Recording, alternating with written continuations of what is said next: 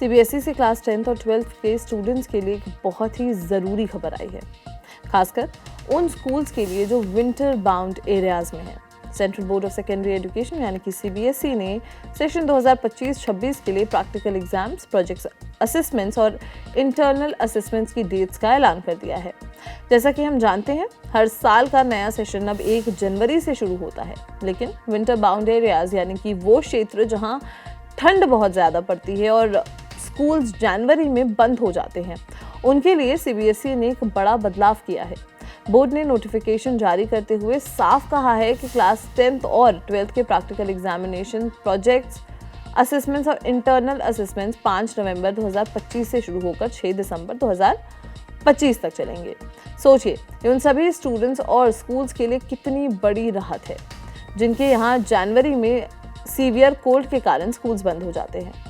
इसी तरीके से आपके एग्जाम स्कूल बंद होने से पहले ही कंप्लीट हो जाएंगे। सीबीएसई ने इसके साथ ही विंटर बाउंड स्कूल्स के प्रिंसिपल्स और स्टाफ के लिए बहुत ही ज़रूरी गाइडलाइंस भी जारी की हैं। सबसे पहले और सबसे ज़रूरी बात, स्कूल्स को अपने कैंडिडेट्स की फाइनल लिस्ट यानी कि एलओसी, लिस्ट ऑफ कैंडिडेट्स, बिल्कुल ठीक तरीके से तैयार करनी होगी। याद रखिए, जिस स्टूडेंट का नाम ऑनलाइन एलओसी में बोर्ड को सबमिट नहीं हुआ है, उसे प्रैक्टिकल एग्जामिनेशन या इंटरनल असेसमेंट में बैठने की इजाज़त नहीं दी जाएगी। इसलिए स्टूडेंट्स को भी एडवाइस किया जाता है कि वो अपने एलओसी स्टेटस को अपने स्कूल से एक बार ज़रूर कंफर्म कर लें। दूसरी इंपॉर्टेंट गाइडलाइन है क्लास 10th के स्टूडेंट्स के लिए। इंटरनल असेसमेंट यानी कि आईए सिर्फ एक ही बार कंडक्ट किया जाएगा।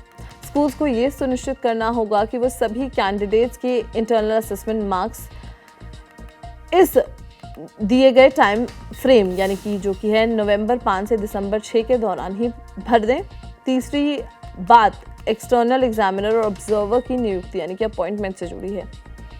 स्कूल को एक्सटर्नल एग्जामिनर और ऑब्जर्वर की नियुक्ति के लिए अपने रीजनल ऑफिस से कॉन्टैक्ट करना होगा। ये नियुक्तियां फेयर और ट्रांसपेरेंट असेसमेंट के लिए बहुत ज़रूरी हैं। अब बात करते हैं असेसमेंट प्रोसेस की। अगर किसी स्कूल में स्टूडेंट्स की संख्या 30 से ज़्यादा है और लैबोरेटरी इंफ्रास्ट्रक्चर कम है, तो सीबीएसई ने साफ निर्देश दिए हैं कि प्रैक्टिकल एग्जामिनेशंस को 2 या 3 सेशंस में कंडक्ट किया जाना चाहिए। इससे हर बच्चे को फेयर टाइम और प्रॉपर रिसोर्सेज मिलेंगे।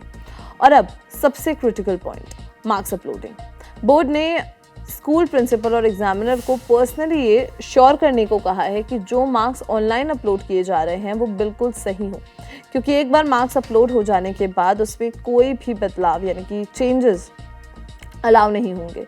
इसलिए मार्क्स को बोर्ड तक भेजते समय अत्यधिक सावधानी बरतनी होगी। अंत में स्कूल्स को ये भी ध्यान रखना है कि प्रैक्टिकल एग्जामिनेशंस और प्रोजेक्ट वर्क को दिए गए समय में पूरा करके प्रैक्टिकल आंसर बुक्स को तुरंत रीजनल ऑफिस तक पहुंचा दिया जाए। तो ये थी सीबीएसई की तरफ से आई वो ज़रूरी जानकारी जो विंटर बाउंड स्कूल्स के स्टूडेंट्स के लिए बेहद महत्वपूर्ण है।